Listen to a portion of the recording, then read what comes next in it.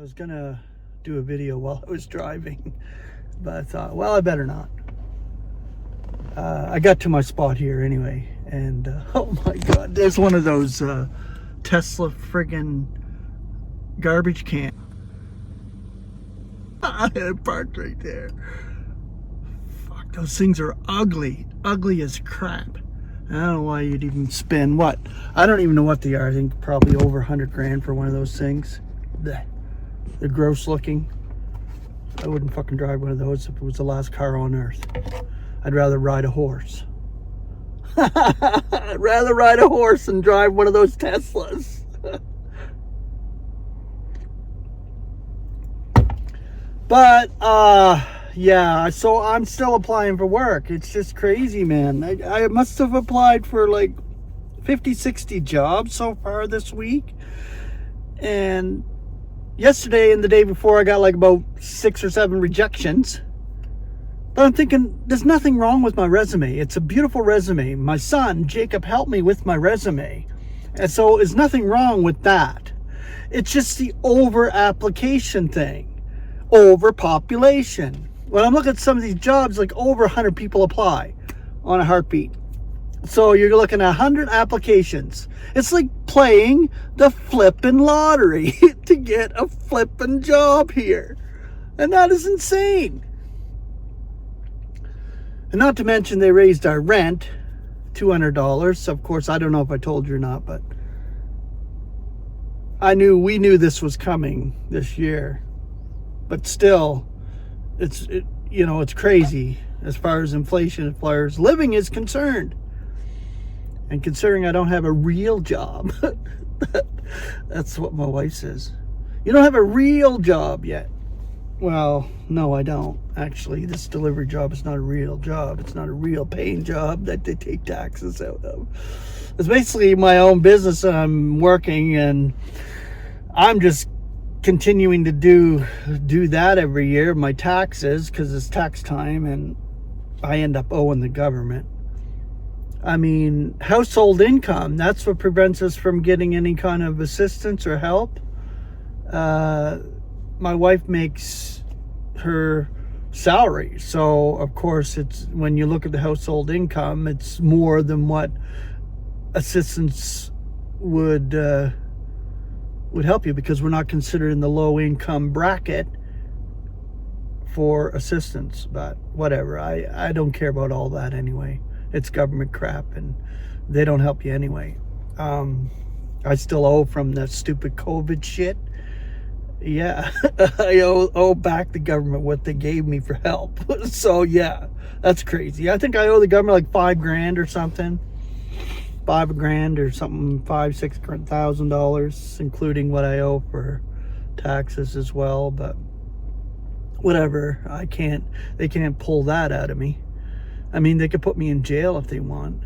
Then the taxpayers can help me eat and sleep in jail while I pay off my debt to the government. I don't know. But anyway, I'm just chatting today and ranting because I'm frustrated, like normal. You know me already, everybody that watches me.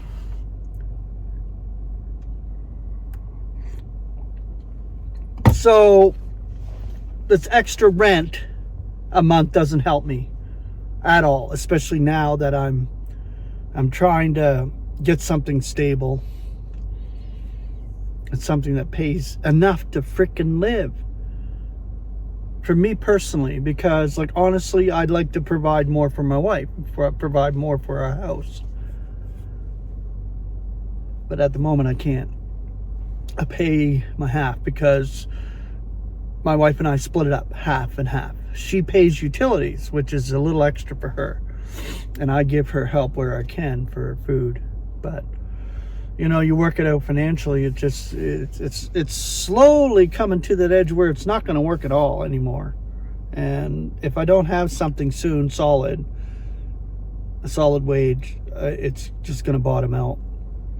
I mean, our son Jacob, he's home, yes, but we don't put pressure on him. He's still a kid. He's only 22, and he's going to school. He's going to do whatever he does in school, and he pays for his car. his own insurance. And he gives mom a little extra for rent, which does help us. But we can't expect anything major from him. And we wouldn't boot him out either, because it's so hard out there. I don't know how kids survive if they get out on their own. Unless they have well-to-do parents, which we ain't. We're not well-to-do at all. So we can't provide for him in that way. Pay for his tuition, pay for his stuff. No, we provide food and shelter. He has all the food he needs to eat. Whatever we have in our house, we have supper every night. You know, there's so many things to be thankful for from that perspective, realizing God provides this. And we are thankful, yes. And I am thankful, yes.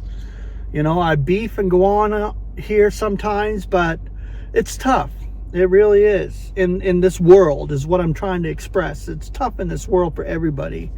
And maybe some not, but I'm saying for most who live at the poverty line, yes, it's tough.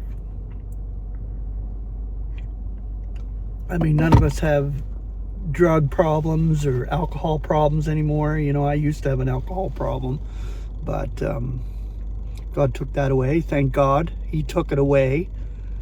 He removed it from me, the abusive shit within myself, of course, from my childhood, traumatic experiences, all that stuff, being taken away from my parents as a baby and put in foster care, an abusive Christian home, which I'm thankful that I went through all that, yes, because I wouldn't be where I'm at spiritually today without it. So I guess I'm just going on today, going on and on and on and on. But you're listening to me as I share my experience, my life with you. And I love you all. You support me. In spirit, you support me no matter what. And I know this. And I love all my brethren, all my brothers and sisters. I love them very, very much. And maybe we don't communicate a lot, but I'm here. I'm always here. Anybody can reach out to me. I've said that before. And the ball is in your court on that. I don't push people and I don't pressure people. We all have our individual lives and how we are living as God has us living. So I love you all. Grace and peace.